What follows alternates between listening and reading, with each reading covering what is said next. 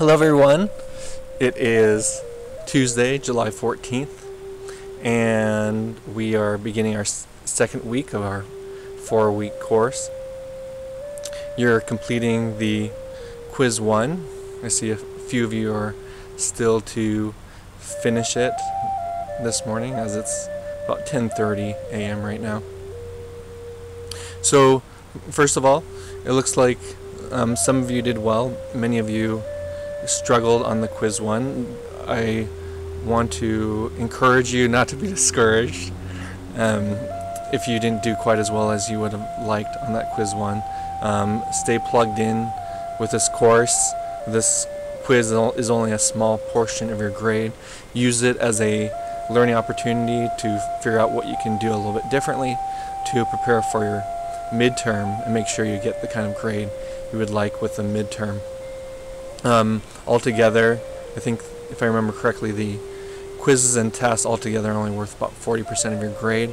So if you're doing your discussion replies and comments every time, you're doing full 3, you're citing your sources and page numbers and which videos, and you do well with the essay as well, you can still get at least a C in this class, even if you struggle on the quizzes and tests. If you're looking to get an A, figure out how you can do a little bit better on the quizzes and tests. If you're not sure how you can do anything differently, feel free to check in with me.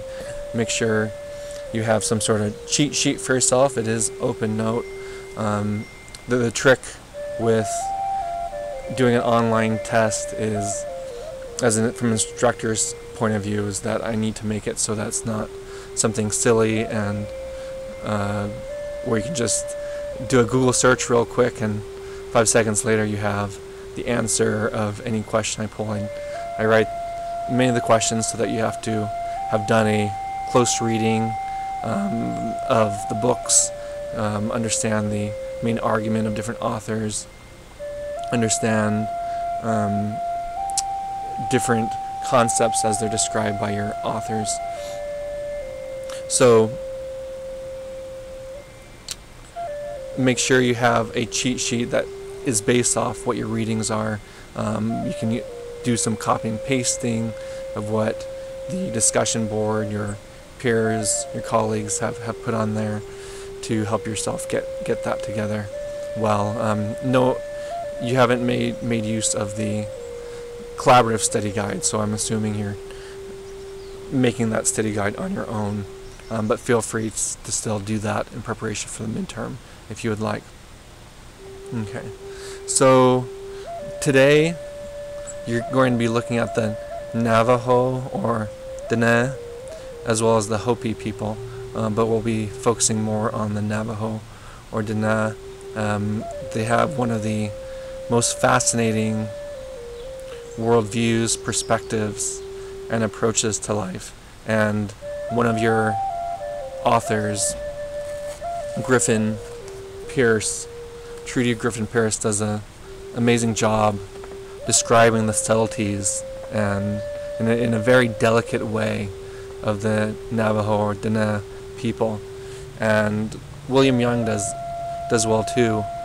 So make sure you take notice of how the different ideas William Young uses to describe them.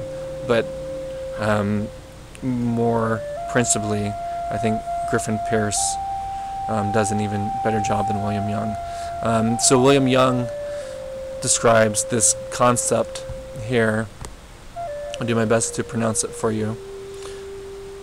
Hasso is the best, since I'm not Navajo and I don't speak Navajo, but as far as I've learned is how it's pronounced. Hasso. So Hasso, William Young describes as the idea of walking in beauty in our lives. And I think his use of the word walking is very important because of this idea that underlying spirituality and life itself is not one that is static, is not one that stays the same all the time, and we just have to conform ourselves to what that is. Rather, both spiritual reality and our own lives are in constant movement, change, in a journey, in process.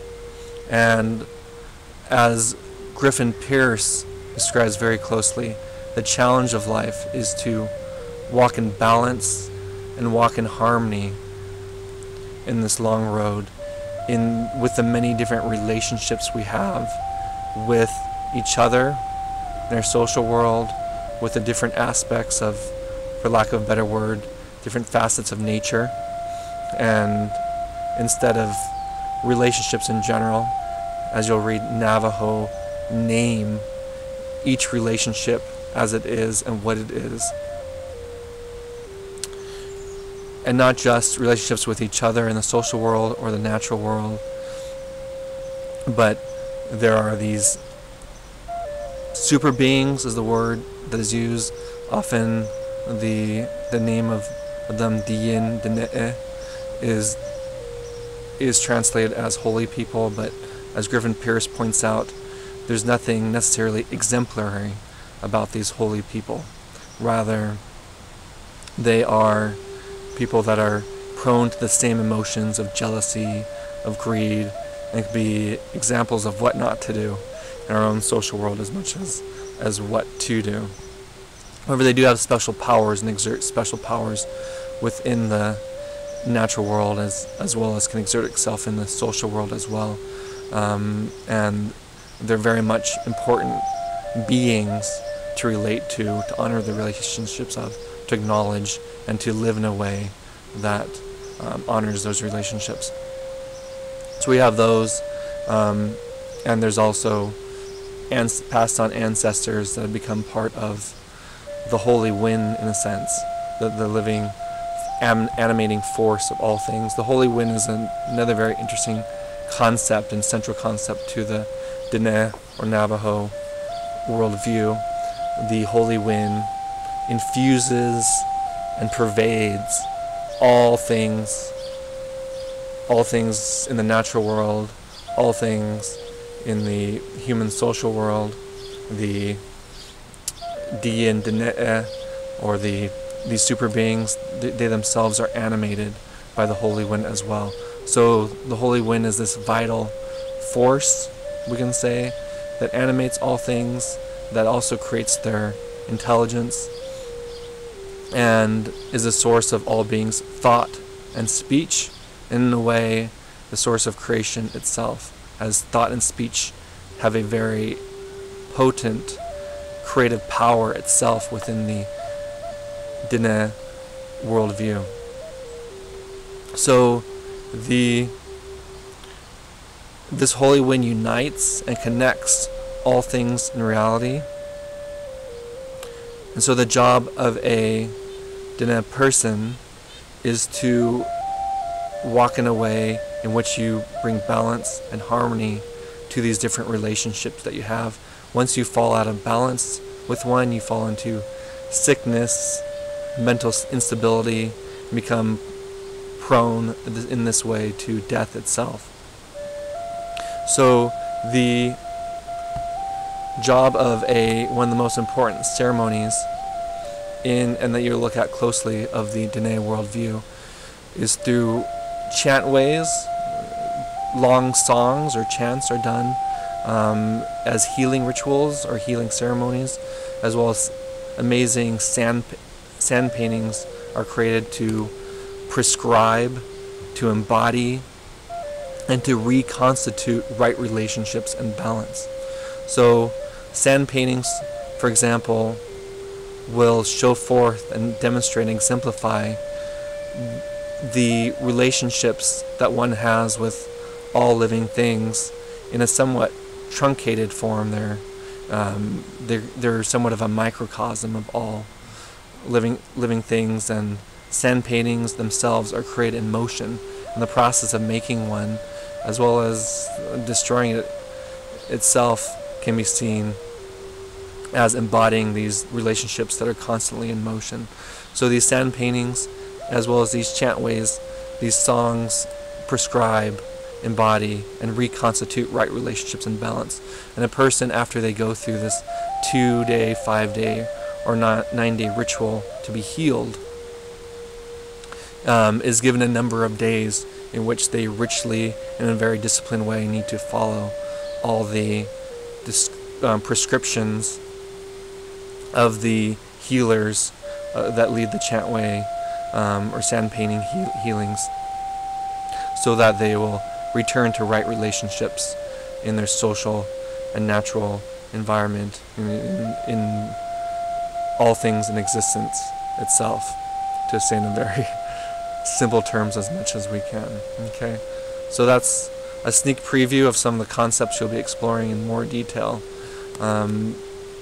today, this afternoon, this evening, and I'm talking about the Dene or Navajo people.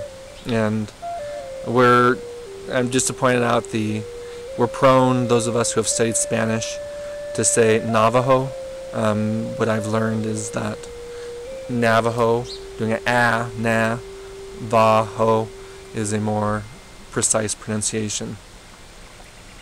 Okay, so you'll also look, not in quite as much detail as with the Dene, but in some detail you'll look at the Hopi people, and how corn is so central to their worldview, as well as their subsistence of life, and how corn is seen to embody, exemplify human being itself, as well as these super beings that exist among the Hopi called Kachina, and the different ways that the Hopi people try to relate to the Kachina and honor them through their rituals and ceremonies. And they're quite similar in ways as you find to the Diyin Dene, or the super beings or holy people of the Navajo, but there's they're very much unique to the Hopi people's own environments, and they have their own stories about them, and the ways they look at them might be subtly different. So enjoy your readings. Think of this as an investigation, solving the mysteries, trying to put together some central concepts of the worldview and practices in the life ways of each of these peoples, as we'll look at this week and today, starting with the Dene and the Hopi. Enjoy.